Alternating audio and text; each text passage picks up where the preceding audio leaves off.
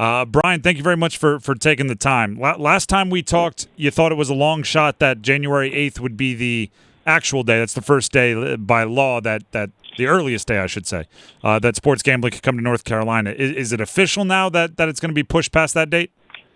It is official.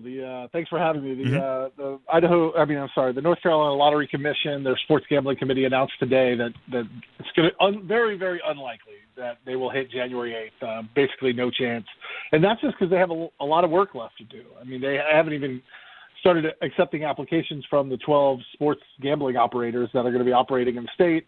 Those operators need to sign agreements with the franchises or the facilities, or the golf courses, or the leagues here in the state. And then once they do, get applications from the operators, then they have to vet the operators.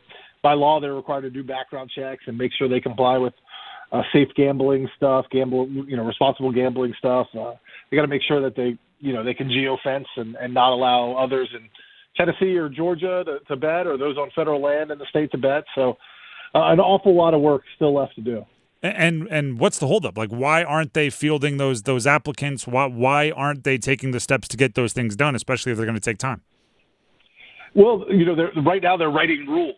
So they're writing the rules for the operators that the operators are going to have to live by. And they have, because they're a public agency, they have to go through a public comment period.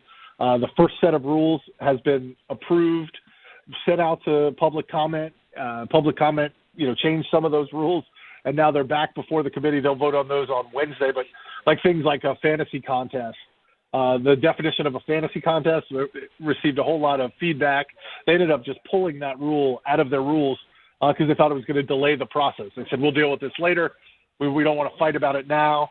And now the second batch of rules is in the public comment period. This deals with maybe what we talked about last time, advertising, naming rights on facilities and things like that. There's still several more sets of these rules to get out there to put into place before the operators can apply and then be vetted. Brian Murphy, WRAL investigative reporter, connecting with us here on The Drive on the Heister Automotive Group hotline. Now, January was kind of set as the earliest this could happen.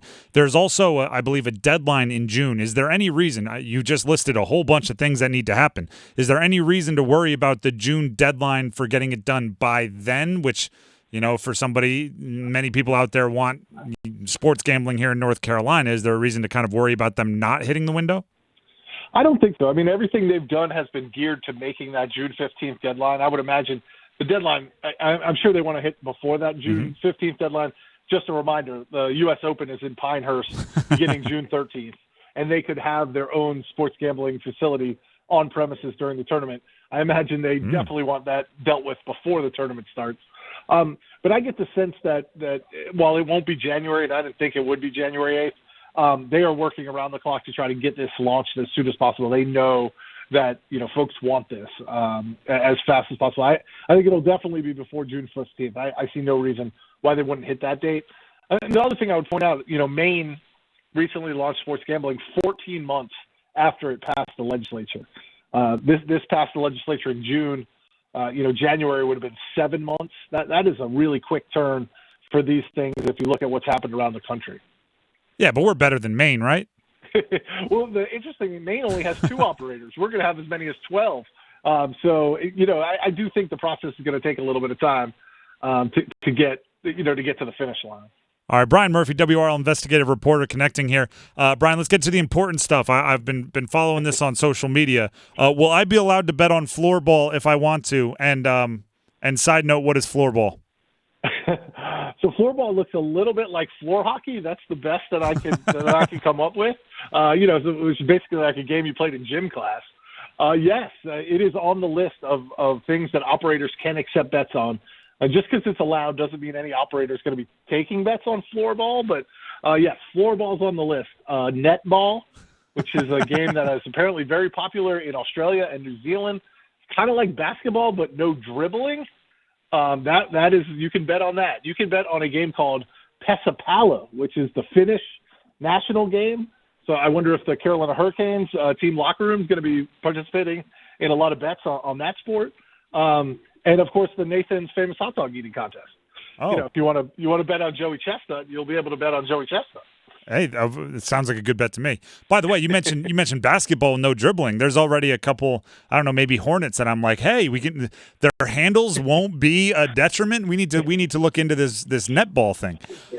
Imagine what Jaylen Brown, who just signed a $300 million contract and cannot dribble, would get in that sport. He'd be worth $600 million if he didn't have to dribble. And we could bet on him once it comes to North Carolina.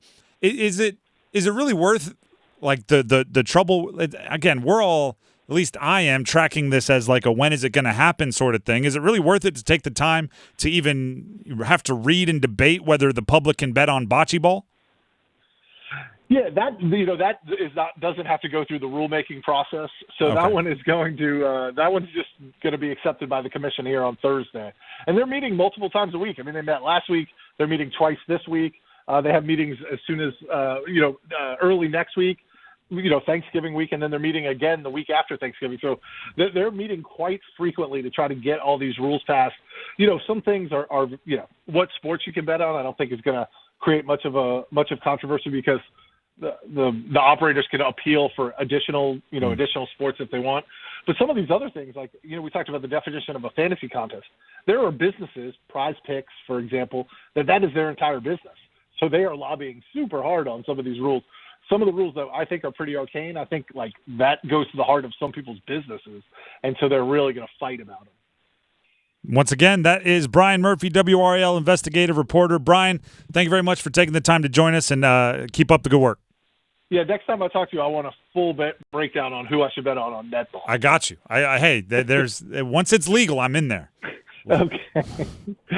All right. Thanks, Tim. Yep. Once again, Brian Murphy, WRAL investigative reporter.